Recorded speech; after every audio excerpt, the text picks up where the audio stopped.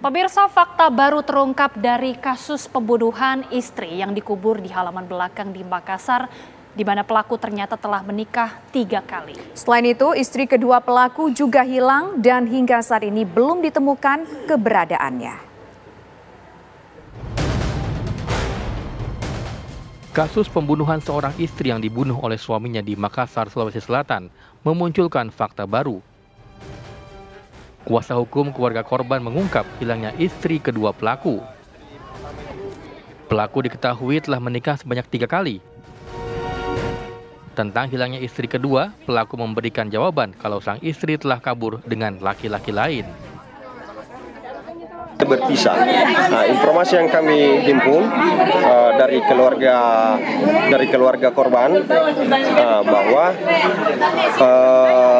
sempat ada keluarga dari mantan istri kedua dari pelaku mencari istri kedua dari pelaku tersebut, dan sama juga jawaban yang disampaikan pada saat penyampaiannya kepada keluarga istri ketiga atau dalam hal ini korban, sama juga disampaikan bahwa istri daripada pelaku itu kabur pergi bersama laki-laki lain seperti itu. Sementara itu, Unit Perlindungan Perempuan dan Anak Polrestabes Makassar mendatangi anak pelaku di rumah tante korban. Hal ini bertujuan untuk menghilangkan trauma sang anak. Di sisi lain, keluarga korban kerap mencari keberadaan korban melalui sang anak. Namun sang anak langsung menangis histeris apabila ditanya. Sang anak takut berada di bawah ancaman pelaku yang kerap melakukan penganiayaan. Kita mencari, Pak. Kita sebarkan fotonya, di mana ada keluarga yang jauh, dikasih fotonya dan cari ini tante nak. Iya. Anaknya tidak ditanyain? Anaknya tidak pernah ditanya memang. Cuma kita bilang, mudah-mudahan pulang di mamat tak dina. Ya itu. Kapan akhirnya anak ini mengaku? Akhirnya mengaku dia itu hari dipukul sama bapaknya, lari ke rumah. Nah, saya tanya kenapa nak? Dipukul ke tante sama bapakku. Kenapa biru? Saya melapor Pak ke Polrestabes tanggal 7. Jadi tanggal 13 ditangkap. Kasus suami mengubur istrinya di halaman belakang rumah ini menghebohkan masyarakat. Pasalnya, kasus ini baru diketahui 6 tahun kemudian. Dari Makassar, Sulawesi Selatan, Andri Reski, TV One mengabarkan. Untuk mengetahui perkembangan informasinya, kami sudah bergabung dengan rekan kami, ada Samsul Ma'arif akan mengabarkan dari tempat kejadian perkara. Silakan Samsul Ma'arif. Baik, Tisa, Agita dan pemirsa, saat ini saya berada tepat di lokasi kejadian di mana seorang ibu rumah tangga dibunuh oleh suaminya lalu kemudian dikuburkan di dalam rumahnya, tepatnya di bagian belakang, dan bisa disaksikan di belakang saya ini garis polisi masih terpasang di tempat rumah ini berlantai 2. Peristiwa tersebut terjadi sekitar tahun 2017 silam. Kemudian setelah kejadian tersebut terjadi pembunuhan terhadap istrinya, pelaku meninggalkan rumah ini sekitar 6 bulan, lalu kemudian mengontrakkan rumah ini kepada penjual makanan yang kemudian ditempati selama 6 tahun.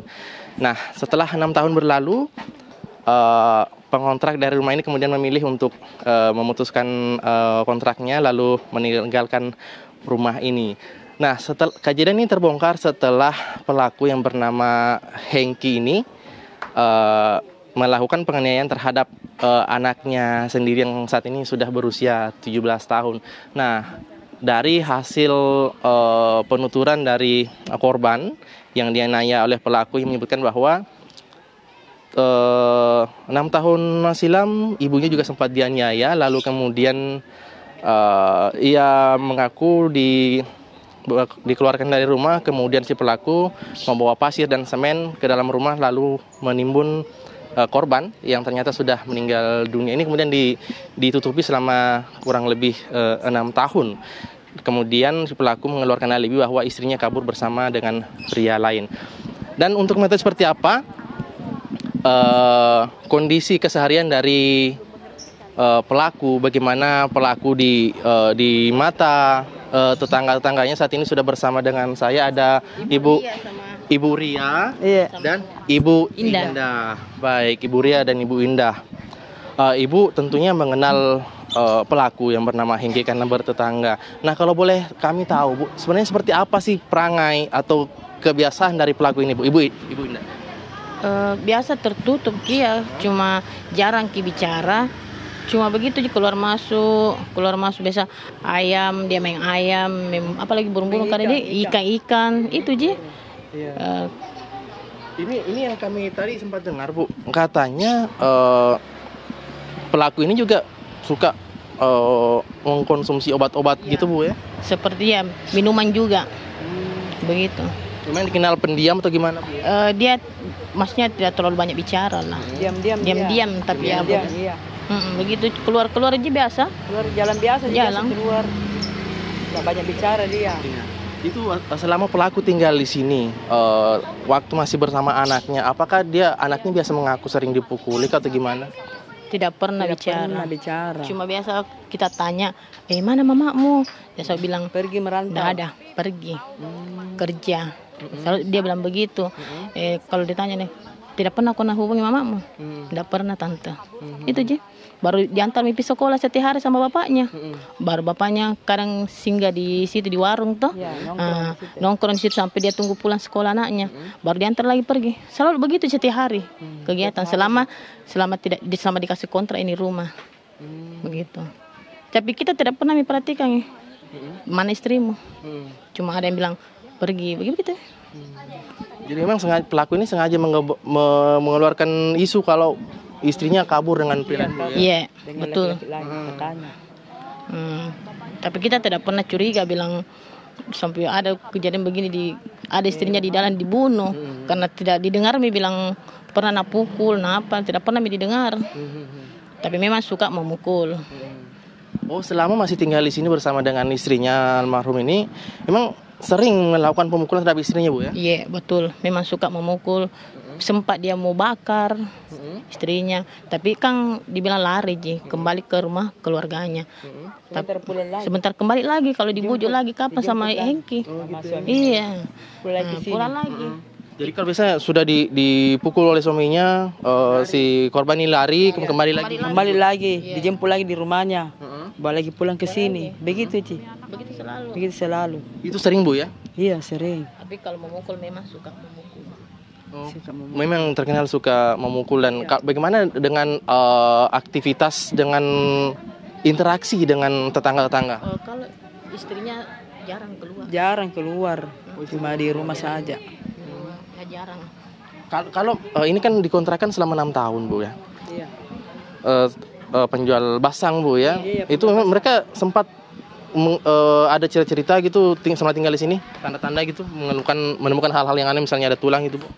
Tidak ada. Kita tidak pernah tahu. Baik, Ibu, terima kasih atas informasinya kepada kami dan seluruh pemirsa TV One. Baik, Agita Tisa dan pemirsa, itu tadi bagaimana sosok pelaku di mata tetangga-tetangganya. Mereka tidak pernah menaruh curiga karena setiap kali mereka ditanya, demikian juga anaknya menyebutkan bahwa ibunya pergi untuk bekerja. Ini kemudian alibi-alibi yang dikeluarkan oleh pelaku untuk menutupi kejahatan yang sudah ia lakukan terhadap istrinya. Dan saat ini pelaku masih menjalani pemeriksaan intensif dari pihak kepolisian, dan polisi juga melakukan pemeriksaan minta keterangan dari sejumlah saksi-saksi, termasuk dengan anak korban yang saat ini masih terus mendapatkan bimbingan konseling dari unit PPA Polrestabes Makassar untuk menghindari trauma-trauma yang berkepanjangan. Tentunya kita berharap agar trauma yang alami anak ini korban bisa segera hilang dan bisa pulih seperti sedia kala. Itu dulu mungkin laporan dari sini, Makassar, Sulawesi Selatan. Kita kembalikan ke rekan-rekan di Jakarta. Terima kasih Syamsul Ma'arif, informasi langsung dari Makassar, Sulawesi Selatan. Kita tentunya akan menantikan bagaimana perkembangan dari kasus ini.